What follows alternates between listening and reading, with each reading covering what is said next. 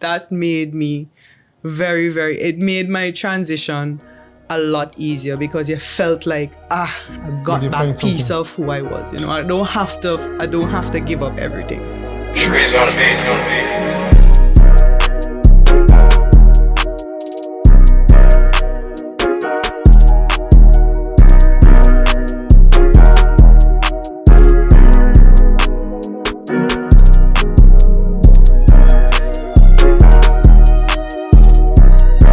I just thought it would be good for us to have a conversation to dive deep into the whole thought process and like moving here and finding a community and that kind of stuff. Sure. Yeah. So thanks for coming. Pleasure to be here. Yeah. You're from Beckway. I'm from Beckway. So St. Vincent and the Grenadines. Beckway is the largest Grenadine island, just about 7 miles off the mainland. So I was born on the island and grew there and moved away to Trinidad to study around 17. Yeah. Yep. Okay. Oh, so that's when you went to UTT, right? USC, University of the Southern Caribbean. Okay. And how was that? It was good. I mean, that's where I initially met Stephen. Yeah. Many years ago, and then we reconnected a few years after I graduated. So, yeah. And how was it growing up in like Beckway? Everyone's dream. I mean, go look it up. You have to visit there one day. Nice, quaint, beautiful island. Everyone's paradise. Beautiful beaches, lovely people. So growing up there was, I would say, is a paradise. I really enjoyed my childhood. And I guess when you got to teenage years, the opportunity to go out and to study and to maybe have a career and bigger dreams, I think it was time to leave. Do you want to go back? I go back often. I go back every year I love my island. Yeah. I go visit, especially around Easter Regatta. Look it up. It's a lovely time to be home. Lots of people come back. We have a sailing regatta. Christmas is another nice time to be home, but just a break, just to be with family, just to be back on the rock, as we call it. It's a lovely time. So I do miss it. But to go back to live, I guess I've gotten so accustomed to the fast-paced life. It's a very slow and chill, relaxing. Retiring, definitely a retiree's dream. Is it like slow, like Tobago slow? Tobago, really, when I'm in Tobago, I feel more at home in terms of like more the laid-back mentality, I would definitely, it's definitely some comparison there between Tobago and Beckway. Yeah. Nice beaches too, right? So, before we really dive into conversations, I'm just trying to find out more about Beckway because I feel like I didn't even really hear about Beckway until I met Stephen. Yeah. And I don't know, for some reason. And the island's so close. Yeah, exactly. So, I mean, yeah, we, the other islands like Barbados, Jamaica is known like, every Caribbean person who travel anyway, that's the first thing. You're from Jamaica. But we have so many other islands. I mean, even Trinidad isn't as known, right? Trinidad is now starting to become like known like that. Like most people don't even know about Trinidad. You can't see us on a map.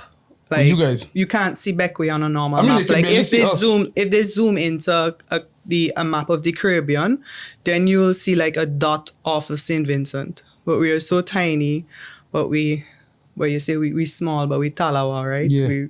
We mighty. It's a real beautiful island. We have an international airport now. You can fly directly from Pearson straight into St. Vincent. Yes. Oh, to St. Vincent. To St. Vincent, and then you just take a ferry across the Beckway. Or you could take a smaller plane across. We do have a little airport on Beckway, but you just take a nice ferry ride across, and you're there in 1 hour.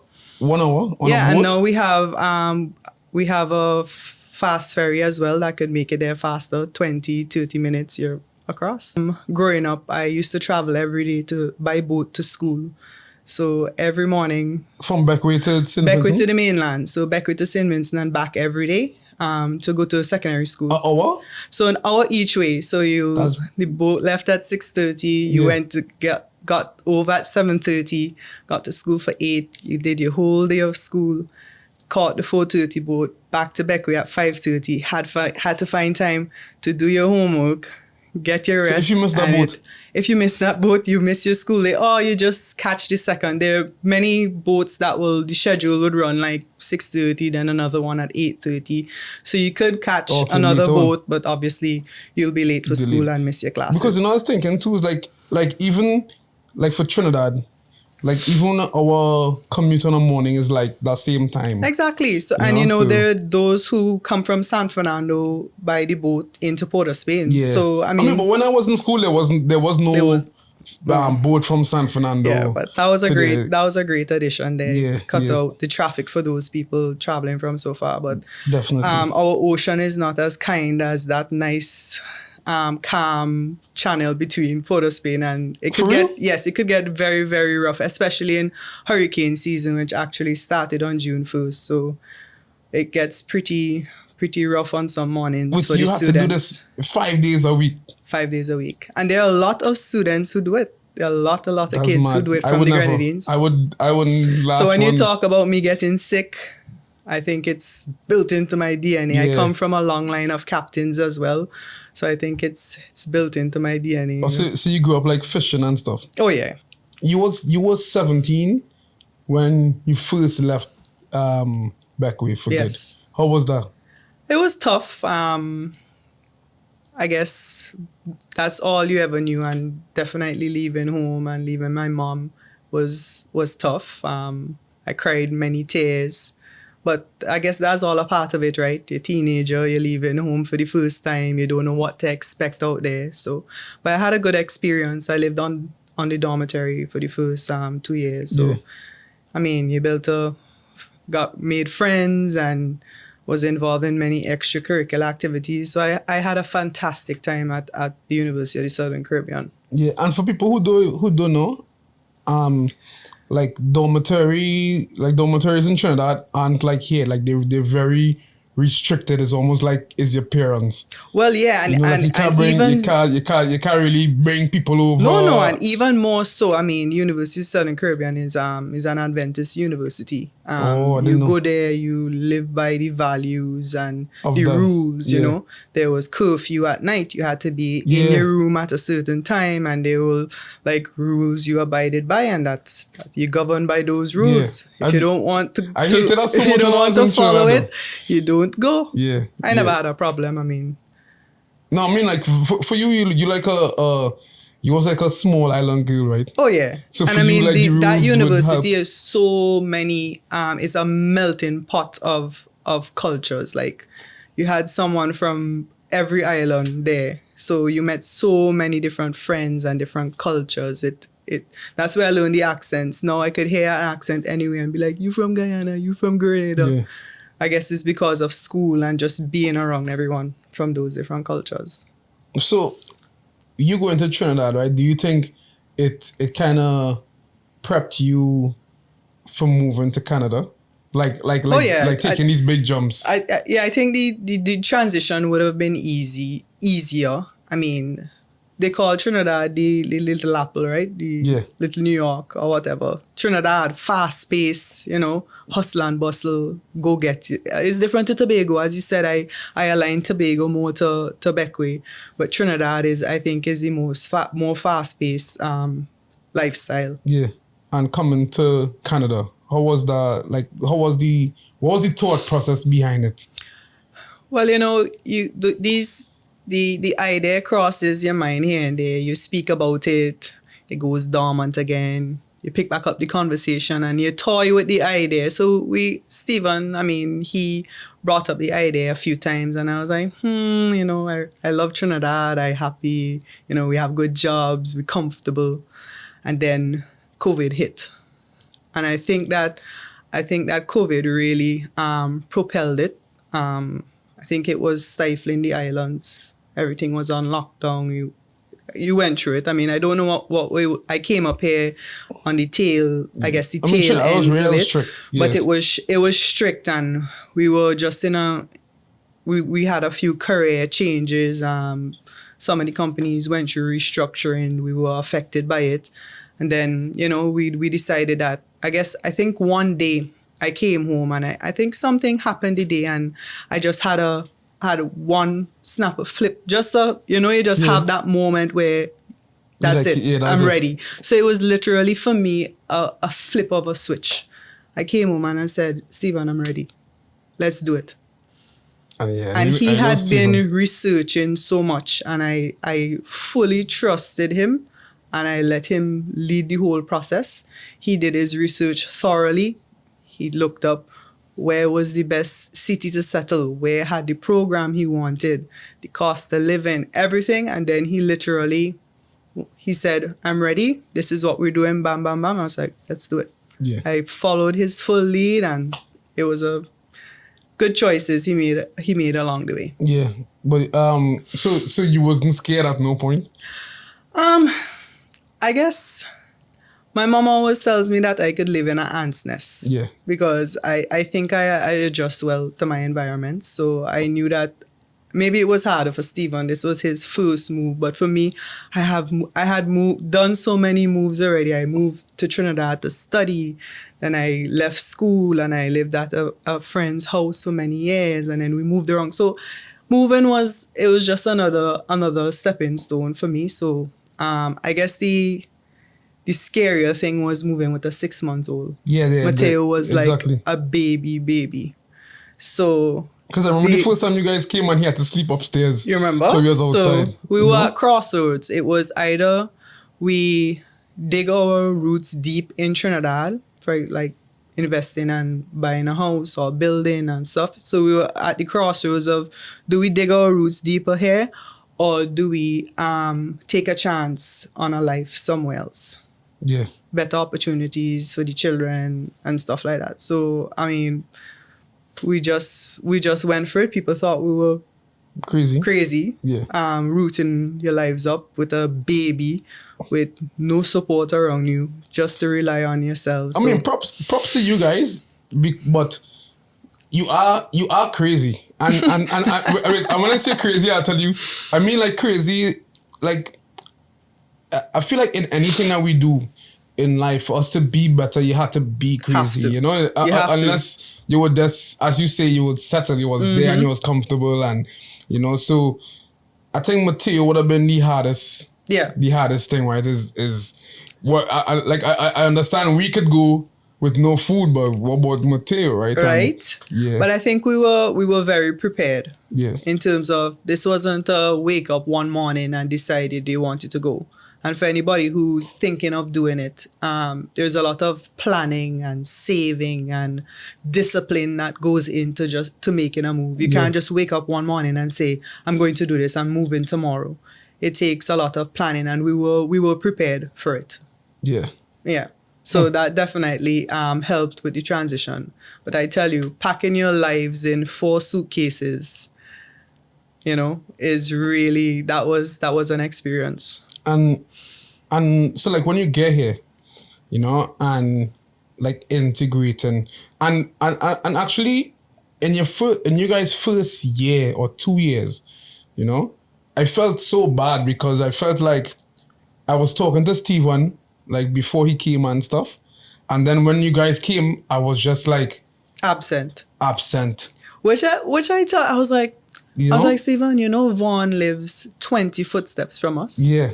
Yeah, I thought you could have do a better job of helping us integrate. No, definitely. Into here. No, definitely. No knocking on you, but you know. No. Because you know, because we had no community. No, we had nobody. One. We literally had no one. And it's something that always bothers me, and that's why I'm trying to do these things so that once I get to a point. But for me, it was like I was battling so much things. Exactly. Everyone has their own battles, right? And the thing with Canada is that in Trinidad, you have this. There's something about Trinidad. That for some reason it has to have more time to lime. It comes with the territory. You know, I feel like it does. You see, up here, the hustle. It's if you don't work, if you you don't snooze, eat. you lose. Yeah, you snooze, you lose. Yeah, you have no kind of... Yeah, you have no one to rely on. Yeah. Like, it's either you make it, and then people, it's not a bed of roses. Obviously, you make your choices and you come here, but you really have to work hard to make it work. Definitely. You know, and then you guys, have a family, everybody has their own, you know, trying to fight their way through. I always think about it. And actually, that's yesterday. I went to Best Buy and I bought a controller. And I was like, I need to let Stephen and them come and play some games and stuff. Because it's something that always bothers me. But then we had our own baby. But anyway, we're not making no excuses. But I brought it up because I know that it's something that definitely... Like when I think about it, I feel sick, you know, because there's a lot of people that come here from Trinidad and I see that they don't have anybody. There's no community. You know, they don't have anybody. And I'm like trying to make things work so that I could reach, but then it's like, you fall short, you know? We all fall, but... Yeah. That was definitely one of our challenges. We find that the other countries are bigger as well, right? Yeah. There is such community. Yeah, there's people who's setting up. You get here and there's housing ready and a job lined up for you because there's this sense of strong community, and I think we're missing that. Definitely. I mean, we are in smaller numbers, but we have, like, up to yesterday, I was like, Stephen, here there. I hear a Trini accent. And through work, I've met different people walk into the office and we open our mouths and we start to speak the same way. And we look at each other like, you Trini. So I have been meeting Trinidadians along the way, but everyone is just operating in silos. Yeah. It's actually, I think we had this conversation with Stephen when he was here on the podcast, and we were talking about the same exact thing. And we were saying that it's something, I feel like it's something like most Trinis when they come, like the goal is to eventually move back. You know? So we just put our heads down and say, let's let me grind. But then you look back and you're like, what about the little limes that we used to do, you know? Like, and then winter doesn't make it easier, but what about the little... Everyone goes into hibernation. Lime, you know? But, okay, I am sorry about that. So I must say it. I am sorry about that. But, apology accepted. Yeah. But thankfully, you found your own community, which was in biking again. Yes. So passion follows you wherever you go. I've been mountain biking for many years in Trinidad. Many years ago, a colleague at work invited me into the trail. Say, hey, come ride a bike with me. He organized bike for me. It was, and that day, that was the end. You guys tell about it, yeah. That was the start of it, and that was it. I'm always very sporty person, very athletics. Play lots of sport, basketball, netball for 14 years with university and after. So, got into the trails, and that was really where I was like, I love this. Wait, so you wasn't doing it before? In Trinidad. Yeah, so, okay. So, but before Trinidad, no. So I was living and working in Trinidad, and at my workplace, a colleague of mine invited me to go to ride. Oh. And that's where I picked it up. Like, everyone could ride a bike. Yeah, you could ride a bike? Yeah. Right. So everybody casually rides a bike. But mountain biking is a sport, it's a discipline, it's different. It's different. Yeah, I see the videos of people falling on the hills and stuff. Oh, well, it's enduro riding, hardcore. I'm a more XC rider. Oh, so okay, cross-country riding. But, so he exposed me to it, and that was the end of it. Like, I just loved it. Started to compete. So that's what motivated me, right? Competing. Yeah. So the next, he introduced it to me. The next few months I done in a race, and then started from rock bottom, just keep practicing, and I got better. And I was, I think, doing pretty well in Trinidad for a few years, mountain biking. Yeah. So then that was like one of the biggest hang-ups of leaving. Like, how am I going to leave cycling in Trinidad? How am I going to leave my friends? Like, this was such a big part of me. So that transition for me was one of the hardest things. Yeah. Leaving that behind. But I always had at the back of my head, I must find that community here, you know? So initially we came in August, and we had already planned to go back home for the Christmas to get some other things. We were still in COVID, coming out of it. The bikes, there was a shortage of bikes everywhere. So I went back. I was like, Stephen, like, I carrying back my bike to Canada, you know. I was like, my bike going back with me this rounds. So we went back. My bike mechanic disassembled it, and I brought it with me. The happiest person ever when we came back in January of 2022. My bike in tow as a piece of my luggage, and I knew that great things were going to happen. Wait, so, and this is just to clear it for people who might be watching, right? Because a lot of people might ask, like why just didn't buy a bike here? But, so I don't think they understand. Right. So it's, as I just said, there was a bike shortage. Right. In COVID, like things in Trinidad or here? Worldwide, like everyone was buying a bike. Yeah, because everyone crackers have bikes all the time. You can get bikes. Hopefully not stolen ones.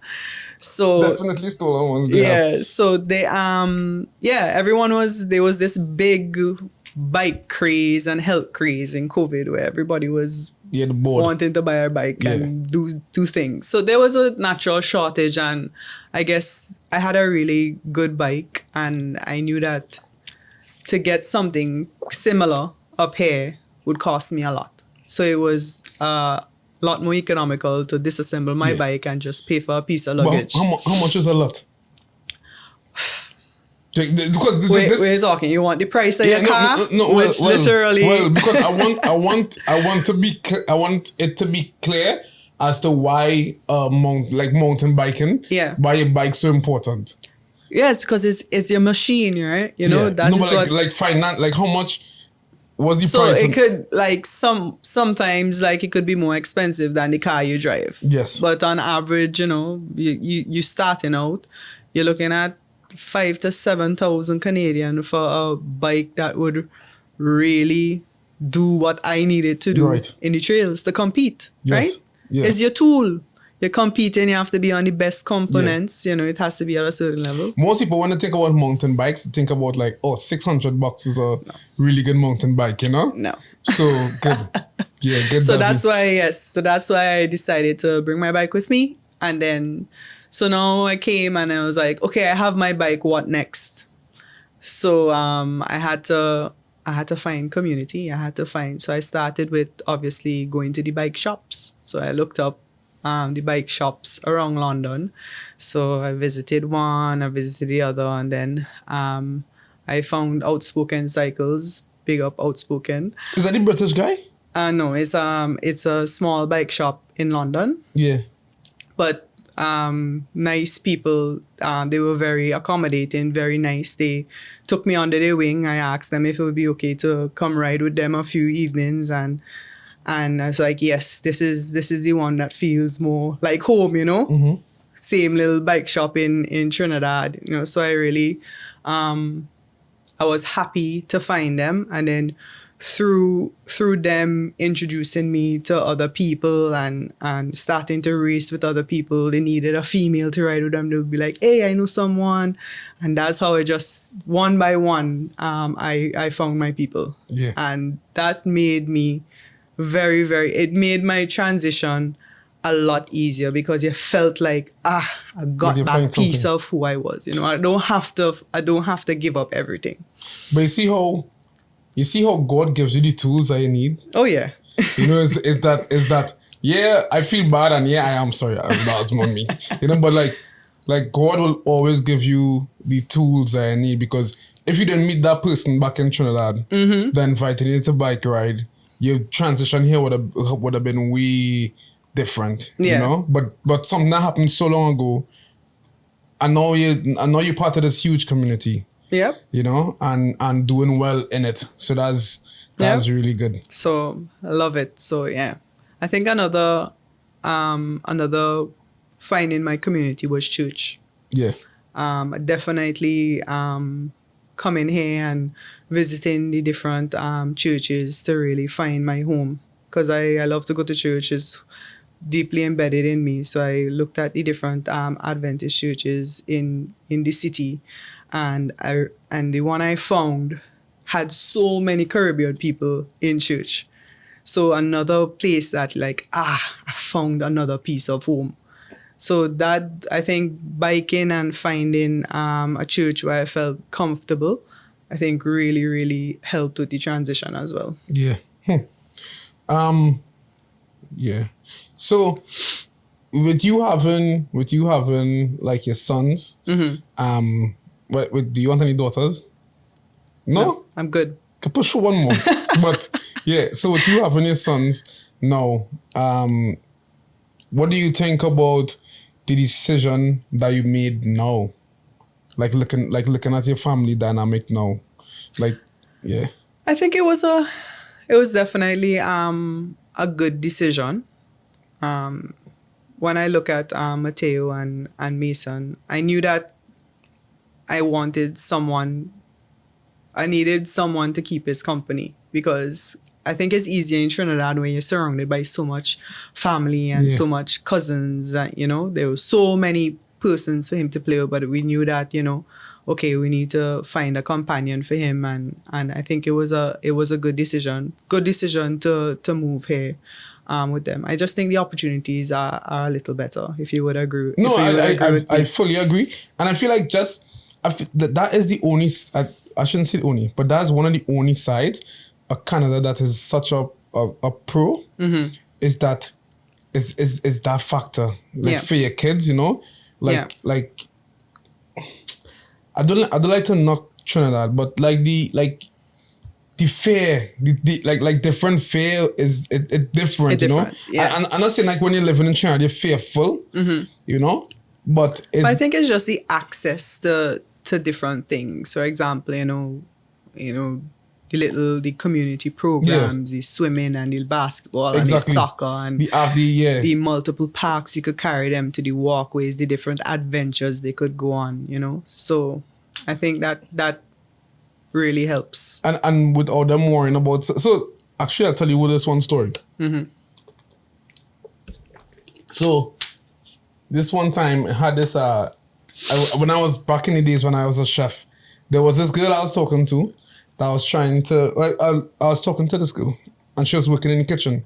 So I was telling her about this story that we went to a party and, one of my friends got killed at the party, but we didn't know. Like, we were all at the party and he went with some of his other friends. And like 2 seconds after, everyone starts rushing and we heard someone get stabbed. Oh my goodness.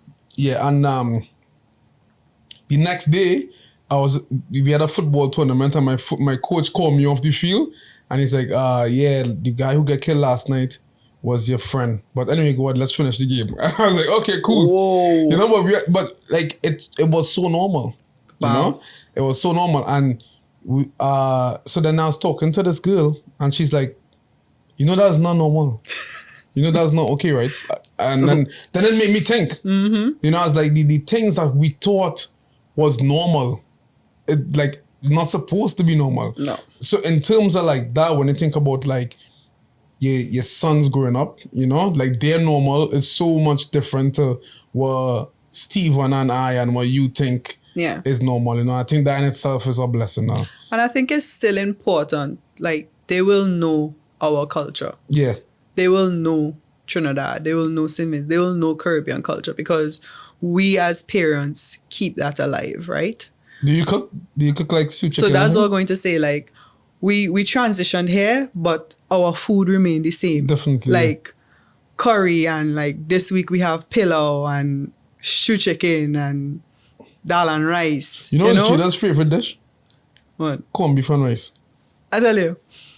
She goes off. Saltfish and provision. Like, we transition here, but how we eat and how we speak, the values that we learned growing up, because I think we grew up a different way in the Caribbean. Yeah. And some good things that you don't want to let go of. Mateo would never say tomorrow without please God behind it. Yeah. It's so amazing to see just what he picks up and absorbs from us. Like, You'd be like, yeah, mommy, tomorrow, please God, we're going to do this and we're going to do that. Like, how do you keep your culture alive? Like, we eat the same, you know? They will get the Canadian way. Mateo came here at 6 months. Mason is a Canadian. So that is going to come naturally. They're going to learn the Canadian way. But how do we keep our... Do they eat all the food that you make? They eat all. That's all they know. Oh. As your parents, your mother ever tell you, if you don't eat it, what? Lie down beside it. Yeah. So only one pot cooking in this house. I sort of cook like 3 meals sometimes. Like, I guess it's developing the palate for it, right? Yeah. I think that daycare plays a lot with that too, because then they eat in their type of food every day. That's where I start. You start to see the changes kicking then, right? Oh yeah, because I guess that's why, because your kid's way younger than mine, right? Yeah. So the palate might change, but for now, I mean, when the McDonald's start to hit, they eat everything we make. So coming to Canada, what was your biggest culture shock for you and your family? I would say, adjusting to the way people... So I find that, so I have to tailor this correctly. There's a lot of individualism and privacy here. I always say that Canadians are friendly, but no one really wants to be your friend. If you get what that's definitely the best way. I think is the best way I could put it. Yeah. Everyone is so friendly, but no one wants to really dig deeper or really interested in taking a friendship further. Like, my mom is always concerned about, like, I've been living in an apartment building for years, and like, you meet in the elevator and everyone says hello and everyone is nice, good morning, goodbyes, most times. But no one really, like, she's like, you have to make friends, you have to. I was like, Mommy, but I'm trying. You're not trying hard enough. Nobody really, everyone is just in their own world, which maybe you were in your own world as well. But everybody just has dealing with their own stuff. So we really found it hard, like in the community when we live closer to you. We were there for a year and literally had not one friend in the entire unit, the whole community there. So many kids around, you say hi everybody, but nobody really wants to, and like, how do you probe that further, Yeah. I found that was difficult. That was difficult. That was a big shock for us, because moving from the Caribbean where everybody is like, everybody know everybody. Yeah, it's a sense of, belonging, and probably no, not probably. I would thank God a lot for me having a barbershop, and I think that's the issue as well. Yeah. And I was talking to a guy about it, and he's saying that, like, when you work in a barbershop, because his mom was a hairdresser, and when you work these kind of jobs, you get all the socialization.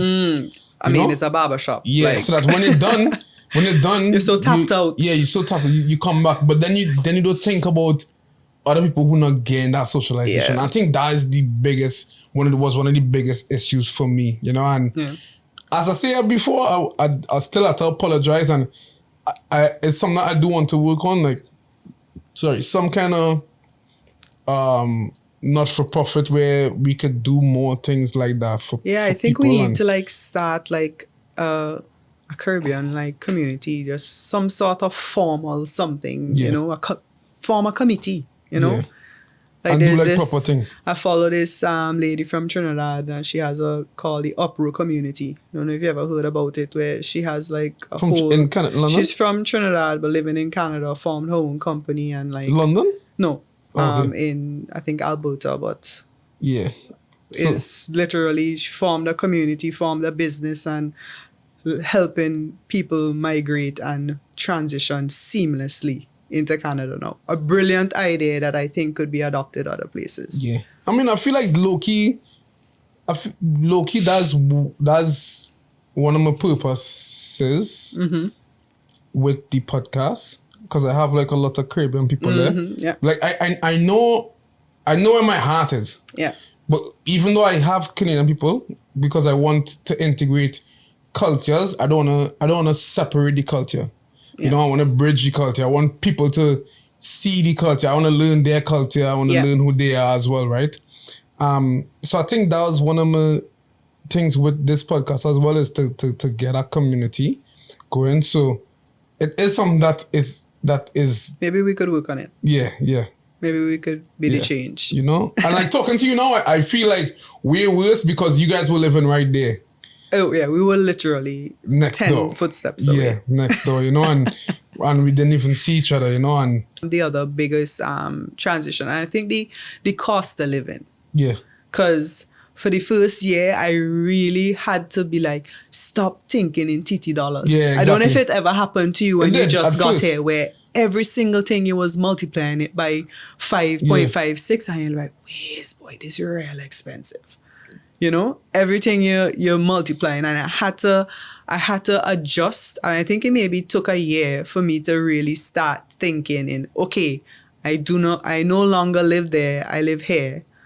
I need to start to think in Canadian dollars. But it's a natural progression, right? But that was a shocker, moving here, and the cost of everything, and the cost of surviving, where you have no auntie or granny or nene close by to ask for a pound of sugar. No.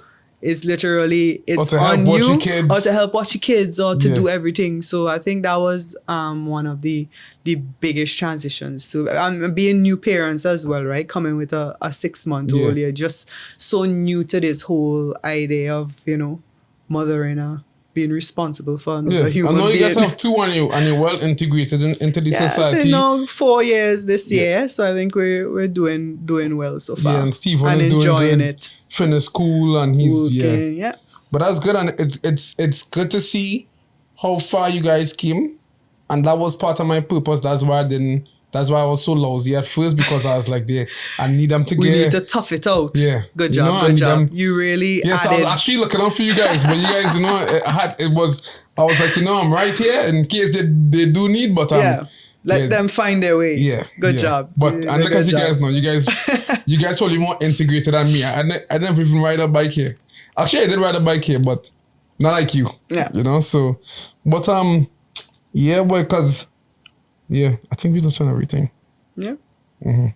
It's good. Yeah, but anyways, but it's good to see you guys here and making progress, and hopefully we could actually start something that we could do these things with. And actually, like with this podcast, I was trying to plan to have a live type of mixer in like September. Ooh. You know, and try to get like a bunch of people who was on the show and that kind of stuff to come through. So that'll be something good. That might be a good way to start. Yeah. You know, so but once I start to build it out properly, then we could have different things. You know, it's just there's no excuses, but it's difficult. Yes, I agree. It's difficult, you know, but that could be good. Yeah. Look forward to that. Hold you to it. Yeah, no, hold my to it. I would make it happen this time.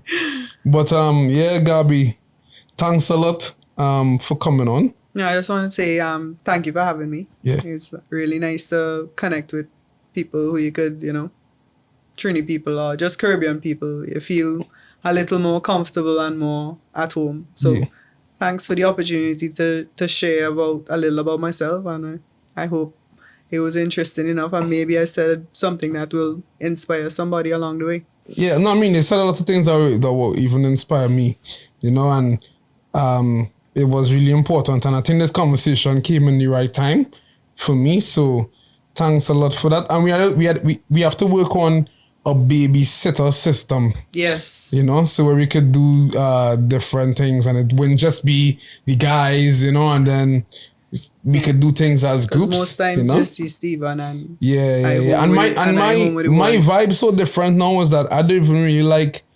I'm not how I used to be, you know. Like I don't like if I like men, I like to stay home. Yeah. You know, and I like when everybody there, so everybody could be part. You know, rather than I'm here with one set and then I'm lacking on the other set. I like to do these things, and because I don't hang out a lot, I like to do hangouts where I could carry Christy, of you know, course, so that we could be there, and you know, Yeah, So next time you're doing your nice Trini dish, you know, think of me now. But don't worry, you see, when you go upstairs, I'll share.